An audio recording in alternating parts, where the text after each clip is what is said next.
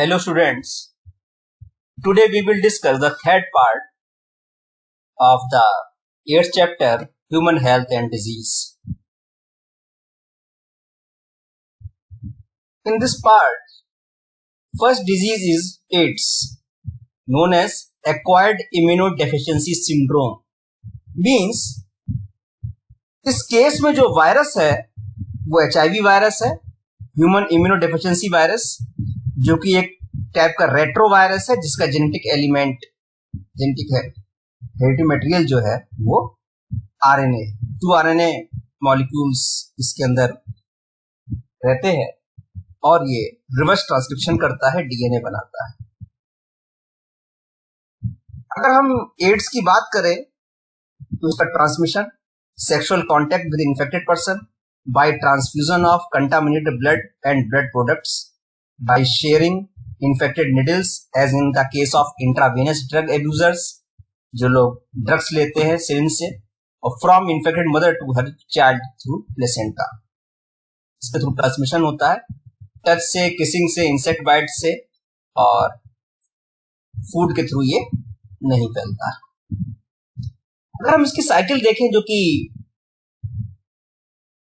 Board exam और NEET के exam के लिए बहुत इंपॉर्टेंट है, तो ये रेट्रो वायरस है, ये आरएनए इसका जीनोम है, चारों तरफ प्रोटीन का कोट है, वायरल प्रोटीन कोट। जब ये हमारी T4 lymphocyte, helper T cell और मैक्रोफेजेस को इन्फेक्ट करता है तो अपना प्रोटीन कोट बाहर छोड़ देता है, आरएनए अंदर आता है, इंसर्ट होता है।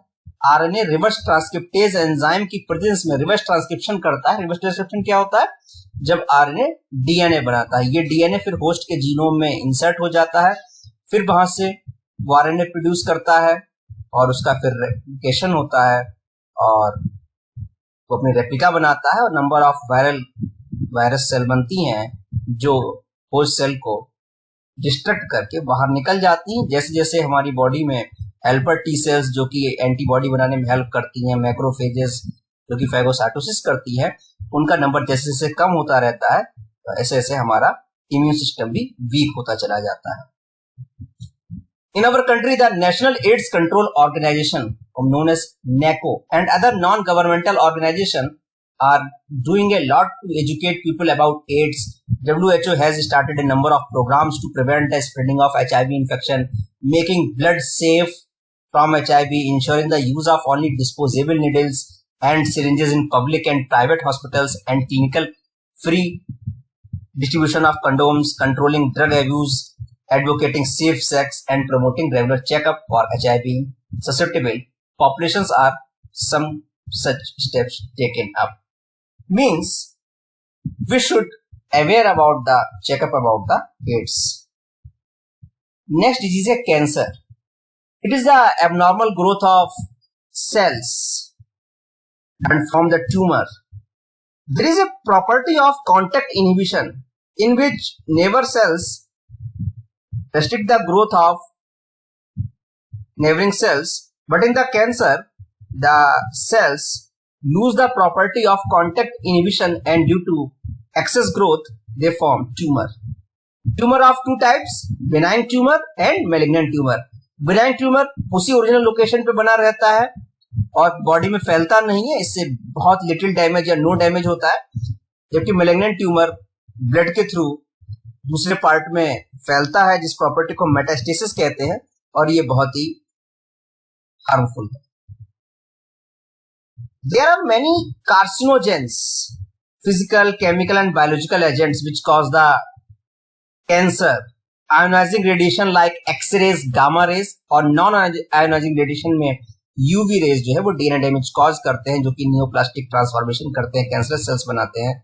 केमिकल कार्सिनोजन में टोबैको स्मोक है जो कैंसर कॉज करता है। हमारी सबकी बॉडी के अंदर प्रोटोऑन्कोजीन्स पड़े रहते हैं जो कि शांत रहते हैं, लेकिन जैसे ही वो संपर्क में आते हैं किसी न किसी कार्सिनोजन की, जो हमने ऊपर डिस्कस किए हैं, तो वो कैंसर कॉज करते हैं, सेलुलर ऑन्कोजीन्स हो जाते हैं। जबकि वो जीन्स जो वायरस के अंदर होते हैं जो कैंसर कॉज करने के लिए, उनको हम वी ऑन्कोजीन कहते हैं। डिटेक्शन के लिए कई टेक्निक है, बायोप्सी है जिसमें हम टिश्यू को स्टडी करते हैं हिस्टोपैथोलॉजिकल टेस्ट में, एक्सरेज है, सीटी स्कैन है जिसे कंप्यूटर टोमोग्राफी कहते हैं, मैग्नेटिक रेजोनेंस इमेजिंग है, एमआरआई, ट्रीटमेंट के लिए सर्जरी है, रेडिएशन थेरेपी है, इम्यूनोथेरेपी है, इंटरफेरॉन का यूज है। There are many chemical drugs, chemotherapeutic agents that kill the cancerous cells. कभी कभी जो कैंसरस ड्रग हैं उनका साइड इफेक्ट भी हमारे ऊपर होता है, इसमें हेयर लॉस और एनीमिया तक कॉज होता है। इसके बाद portion that is drug abuse. The drugs which are commonly abused are opioids, cannabinoids and coca alkaloids. Majority of these are obtained from the flowering plants. Some are obtained from the fungi. First drug is the opioids. Opioids are the drugs which bind to the special opioids receptors. ये receptor कहाँ है हमारी body में? Central nervous system और gastrointestinal tract. ये याद रखने वाला पॉइंट है।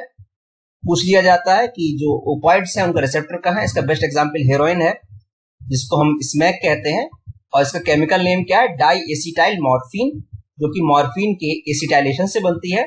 प्लांट का नाम क्या है? पेपिवर सोमनीफेरम, पॉपी का प्लांट है। इसके लेटेक्स से हम इसे बनाते हैं। ये स्नॉर्टिंग मतलब सूंघने से और इंजेक्शन के थ्रू ली जाती है। हेरोइन क्या है? डिप्रेसेंट है और हमारे बॉडी फंक्शन को स्लो डाउन करती है। कैनाबोनाइड्स, ये जो केमिकल्स हैं वो उसके रिसेप्टर कहाँ है? हमारे ब्रेन में है।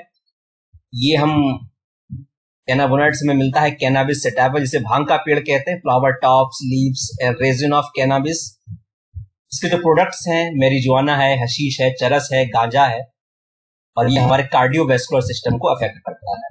ये स्ट्रक्चर ध्यान रखने वाला है। एनसीईआरटी में जो डायग्राम्स बने हुए हैं ये कैनाबोनाइड्स का डायग्राम है, ध्यान रखने वाला है। कोका एल्कोलाइड्स जिन्हें हम कोकेन भी कहते हैं, एरिथ्रोजाइलम कोका से मिलता है। ये इंटरफेयर करता है जो हमारा न्यूरोट्रांसमीटर है डोपामाइन उसके साथ, और इसको कॉमनली हम कोक और क्रैक भी कहते हैं। ये स्नॉट किया जाता है, सूंघा जाता है। ये हमारे सेंट्रल नर्वस सिस्टम को स्टिमुलेट करता है, यूफोरिया जनरेट करता है। इसमें हमें एक आभासी दुनिया का एहसास होता है, अच्छा लगता है, हेलुसिनेशन होता है, हमारा मूड चेंज होता है। Other well known plants with hallucinogenic properties are Atropa belladonna and Datura. These days, cannabinoids are also being abused by some sports persons. Drugs like barbiturates, amphetamine, benzodiazepine, lysergic acid, diethylamides, LSD जिसे कहते हैं, ये याद रखने के लिए बहुत important है। ये मेंटल इलनेस को सही करते हैं, जैसे डिप्रेशन है, इंसोमेनिया है। Morphine is a very effective sedative, नींद लाने वाली ड्रग है एंड पेन किलर है। Several plants, fruit, seeds having hallucinogenic properties have been used for hundreds of years in folk medicine, religious ceremonies and rituals all over the globe. When these are taken for a purpose other than medicine, such use or in amounts frequency that impairs one's physiological and psychological function, it continues drug abuse. Tobacco, most important point.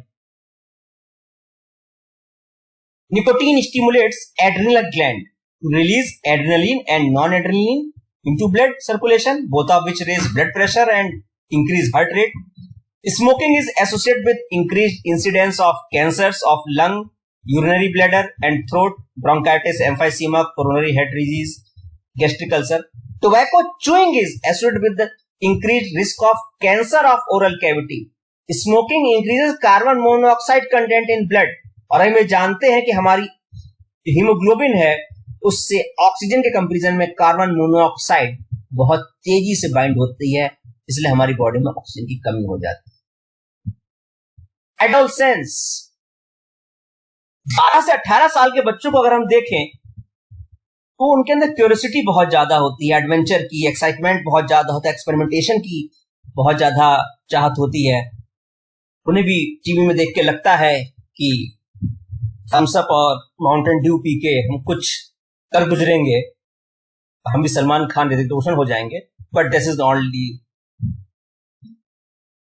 वो जो challenges होते हैं वो instant जो होते हैं वो specialist करते हैं, ना कि एक्टर्स।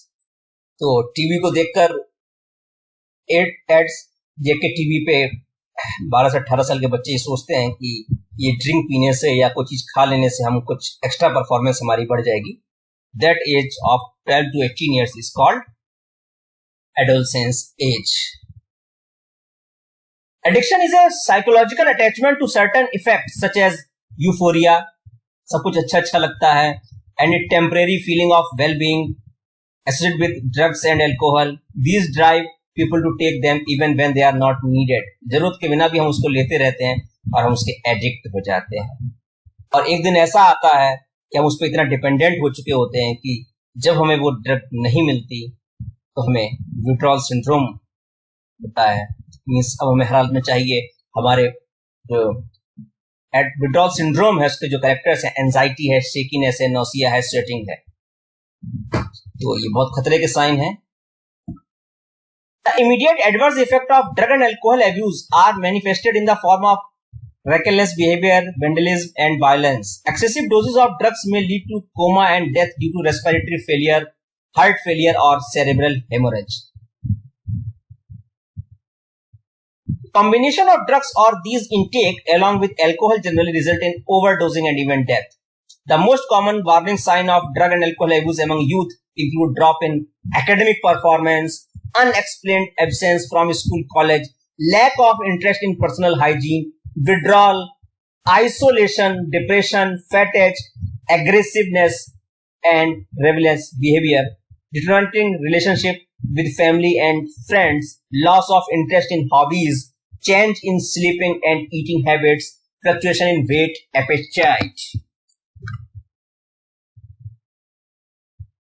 वो लोग जो इंट्रावेनसली ड्रग्स को लेते हैं, नीडल और सिरिंज शेयर करते हैं, उनको दो डिजीज का खतरा बहुत ज्यादा रहता है. एक एड्स का और दूसरा हेपेटाइटिस बी का. ये भी पॉइंट ध्यान रखने के लिए जरूरी है. साइड इफेक्ट क्या है स्टेरॉइड्स के?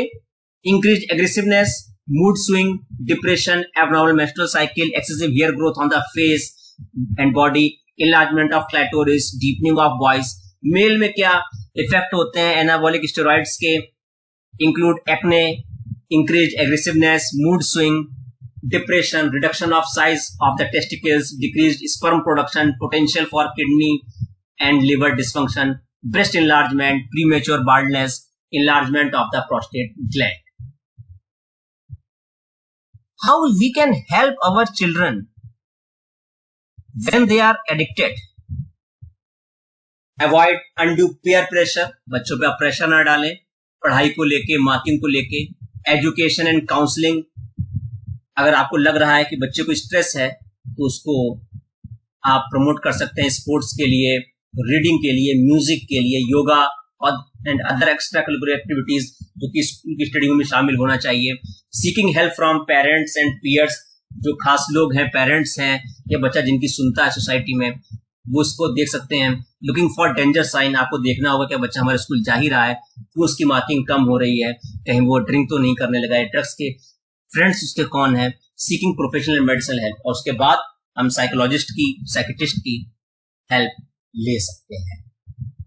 So that was all about the third part of the chapter 8. Thank you.